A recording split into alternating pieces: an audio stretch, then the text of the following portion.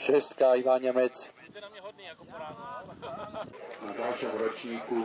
Tento víkend 3. a 4. mája patril v Holíči oblohe a nadšeniu pre tiché, no technicky náročné lietanie.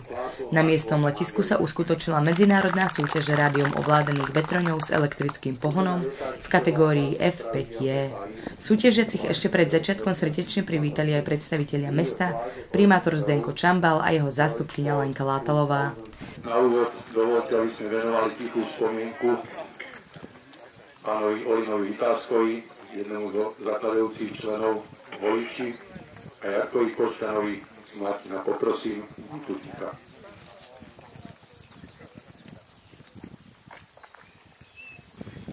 Všetkých vás pozdravujem, pekné svetelné a slnečné ráno tu na holíckom letisku.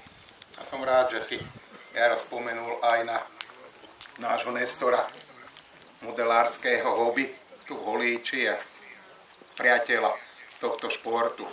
Je tu už mesiac, čo opustil naše rady a som presvedčený, že sa z toho modelárskeho neba bude dneska na vás pozerať a všetkým vám držať palce. Takže nech vám vyjde to počasie. Vidím, že účasť je medzinárodná a hojná a som presvedčený, že tie poháre si prevezmú tí najlepší. Takže želám pekný modelársky a letecký víkend. Všetko dobré. Do súťaže sa zapojilo približne 80 pretekárov z 10 krajín. Slovenska, Česka, Nemecka, Rakúska, Poľska, Slovinska, Maďarska, Švédska a dokonca aj z Austrálie.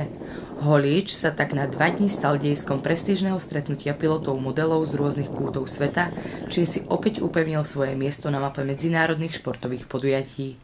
Atmosféra bola priateľská, ale zároveň súťaživá, keďže išlo o kvalifikovanú súťaž s presnými pravidlami.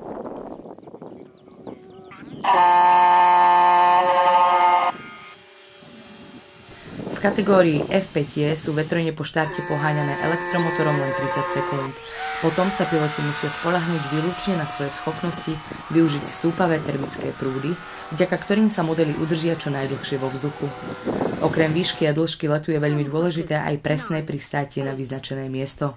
Tento šport si vyžaduje technickú zručnosť, cit pre vzduch a veľkú mieru sústredenia.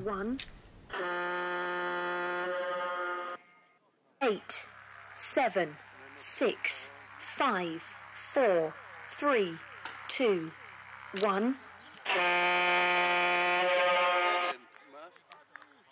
V nedeľu prebehli finálové kolá, ktoré rozhodli o víťazoch.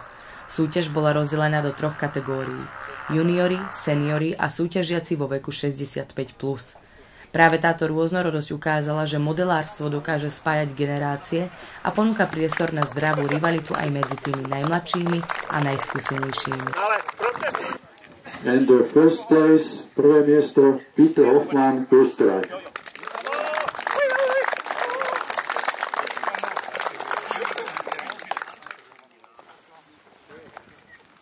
A víťazom sa stáva, the winner is Petr Heinrich, Česká republika.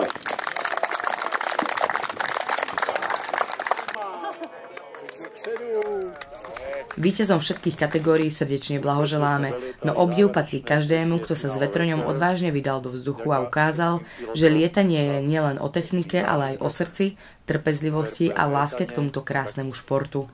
Robo Forman, nech si tam, dobre vidím.